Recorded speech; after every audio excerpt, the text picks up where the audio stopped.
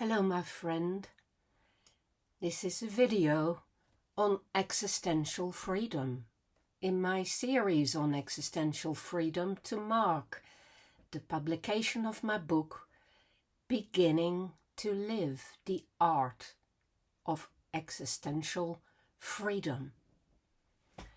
Perhaps one of the most inspirational people on existential freedom for me is Karl Jaspers, and that's what this video is about. Karl Jaspers' ideas on existential freedom. Now, Karl Jaspers was a psychiatrist who turned into a philosopher and a psychologist, so he had the same sort of range as I have had in my career, and he is not as well known as he should have been because he has a lot to offer for the understanding of human existence. For him, freedom is not something that you can prove in a lab or argue about in an academic meeting or define in a dictionary or even completely come to terms with by writing a book about it.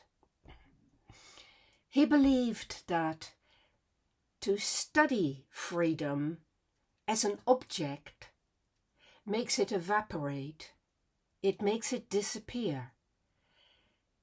Freedom is something that you have to experience. It's a bit like love. When you write too much about love, you get alienated from it. You quite forget how to love and how to be a loving person. When you write too much about freedom, you forget how to engage with your free way of being. Freedom is something you experience, Jasper says, at the limits of your existence. There's a bit of Kierkegaard, Nietzsche there. The idea that you have to go to the edge of the abyss to discover what it is. So Jaspers helps you to bridge between your ordinary, habitual experience and the depth of experience you can find in existential freedom.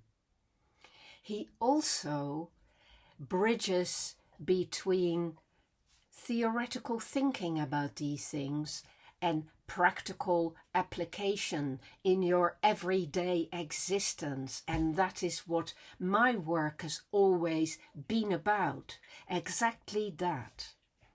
Applying philosophical ideas, testing them out in the real world, and then coming up with some conclusions about what philosophical ideas are actually useful for your life and which ones actually work in which circumstances. So, Jasper's theory is that there is a big distinction between the Dasein that Heidegger spoke about and what he called Existenz, with a Z at the end.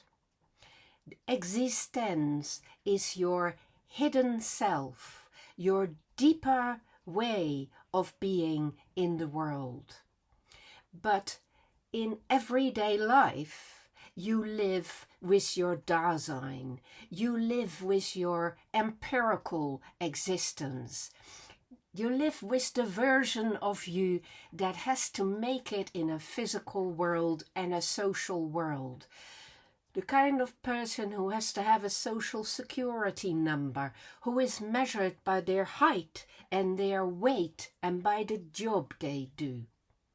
This part of you is determined by your biology and by the laws of society. And you fit in with that in your Dasein, your being in the world. It is what you become as a creature in this world you have been launched into. But your existence is your possible self. It is the hidden self that is the core of your being, and that is by essence totally free and cannot be captured by science, by calculations, descriptions, or anything.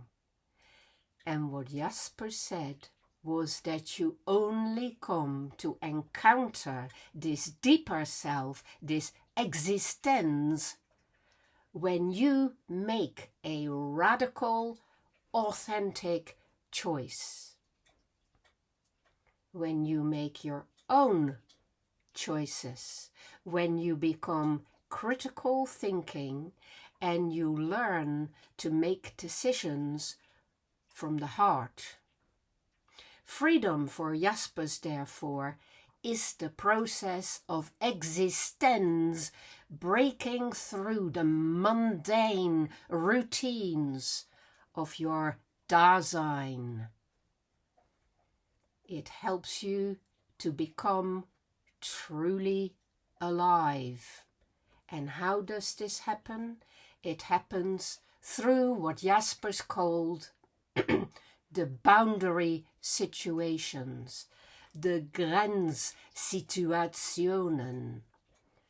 This is Jaspers' most famous contribution to existential ideas. The idea that most of the time we are sleepwalking through our lives, following our habits, following the labels, following the lines that we repeat because we've heard them from the other people in the world. Heidegger's anonymous they. We only truly become free, Jaspers said, when we hit inevitable boundary situations. We come up against a wall, a separation, a moment where we are being called to account. This is a boundary, a frontier that we initially cannot get over, but we cannot avoid it either. He recognized 4 of these. Death. You cannot cross the boundary of death without losing your life. Suffering, because suffering makes you aware of your vulnerability and of death. Struggle, that's very often struggle for your survival, but also the struggle with other people in competitive situations. And guilt, the realization that you have fallen short, that you haven't fully been what you're capable of being, that in other words, you've just been a Dasein and not an existence. So when you come up about these boundary situations, often also called limit situations, when you come up against those limits of death, suffering, struggle, and guilt, something amazing happens. Of course, you experience anxiety and possibly despair. Kierkegaard's contributions, anxiety and despair. When you come up against those unavoidable realities, those limits, your everyday scripts and habits and methods and usual ways of coping fall away. In that moment of crisis, and this is what an existential crisis is, everything is in question. And you have a choice. You can shrink back in despair or fear, or you can leap into freedom by taking responsibility for your life and bursting through that boundary into a new level of coming alive. This is what I call beginning to live for the first time. It is coming to life.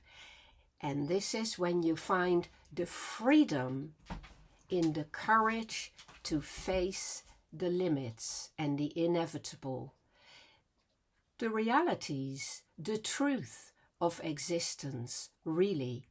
And in that process, you are transformed completely, and everything is changed, and you start to look at the world in a completely different way, because you see how you are connected to what's happening for other people, and how you are connected to nature, and how you are connected to what is, whatever it is that exists beyond the earth and beyond your death.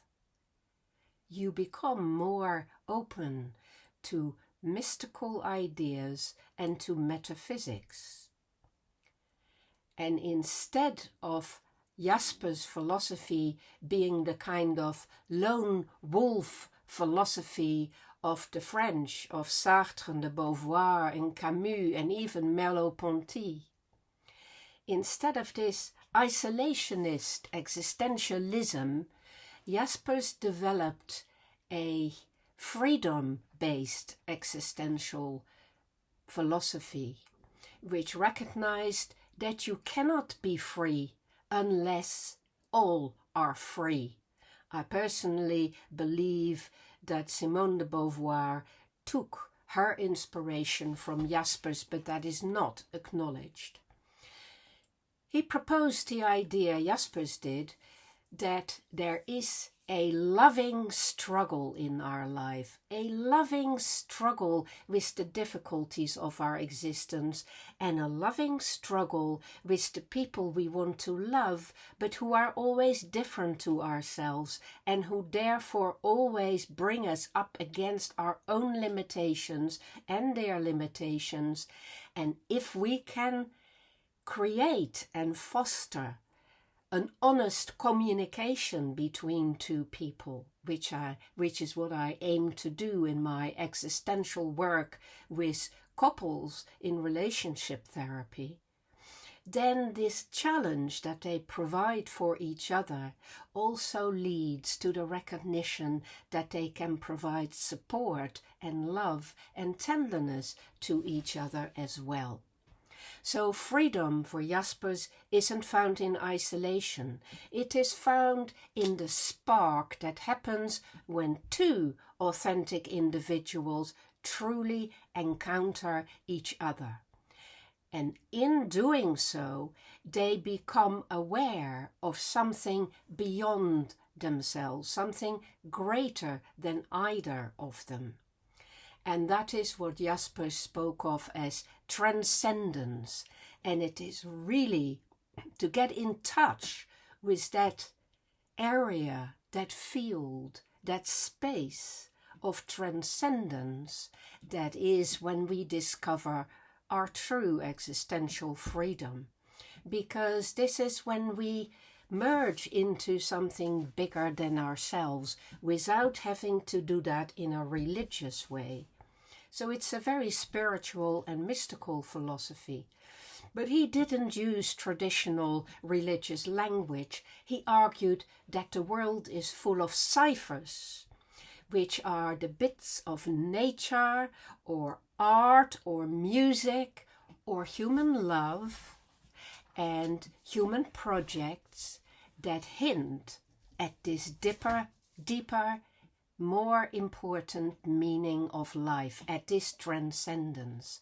When you start to make free choices and you face your limits, you will become more aware of these ciphers and you will start to decipher them and have a much deeper relationship with the universe and with the other people in your life. This is a risky business. Jaspers tells us that freedom is a risk. You have to dare to aim for it, because it is in the zone of freedom, my friend, that your personal transformation begins. And you will only know you're free when you're in a situation which is challenging and where there are no easy answers. And you have to decide how you are going to handle it. To be in a boundary situation and to embrace your freedom. Now, that is truly discovering your capacity for full living, greater depth, and real existential freedom